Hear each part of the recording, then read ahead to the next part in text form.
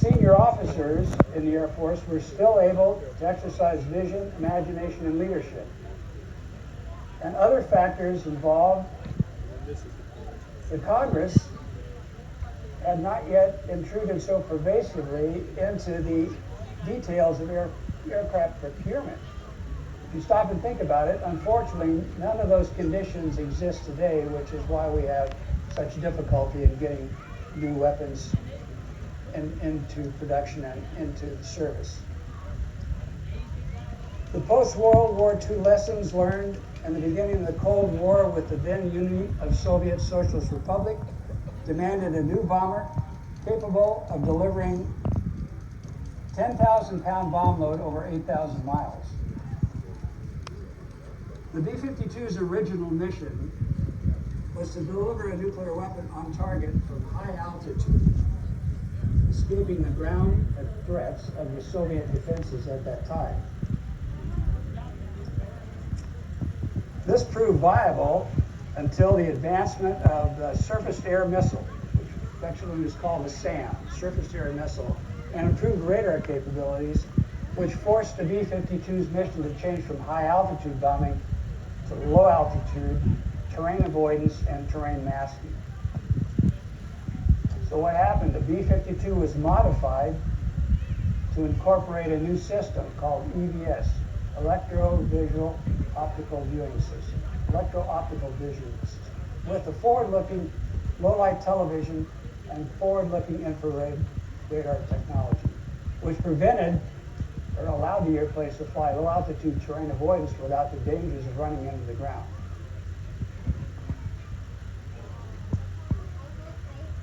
So the B-52 was modified to satisfy this new role rather than to develop an entirely new weapon system. So thus reflects the legacy, the beginning of the legacy of the B-52, an aircraft system which was able to adapt through modifications to changing requirements, coupled with supply and maintenance systems that followed closely in trail. It didn't take long before the B-52s entered the Vietnam War, and in 1965, B-52F models began bombing Viet Cong strongholds in Vietnam, but unfortunately their capacity was only 51 bombs. So soon the B-52Ds, which this airplane is the D model, underwent a major modification called the Big Belly mod.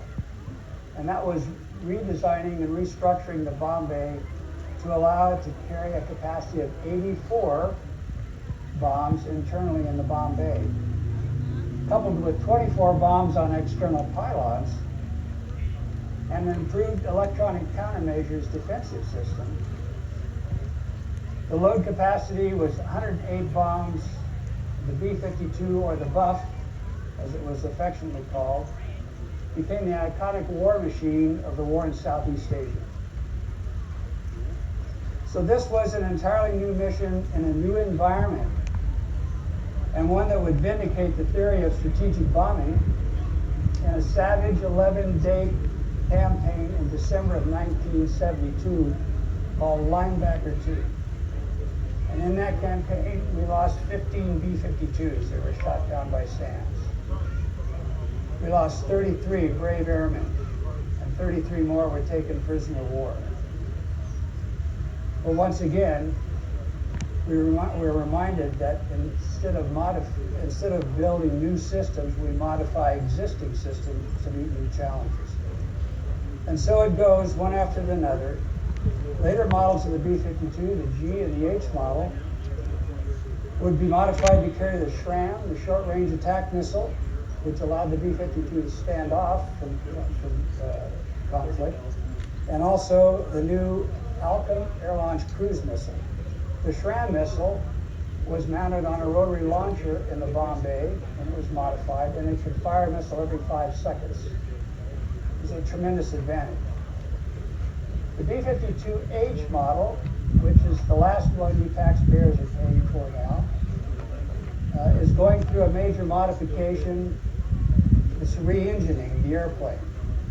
We're taking off the tired TF-33 turbofans, which have been around since the 60s. And we're putting on new Rolls-Royce 130 engines, which are basically off-the-shelf commercial engines adapted to the B-52 structure. It's a 30% improvement in fuel efficiency, reduced maintenance, and it extends the service life of the B-52 to 2050, beyond 2050. It's in the Palm cycle, that's budgeted for that long.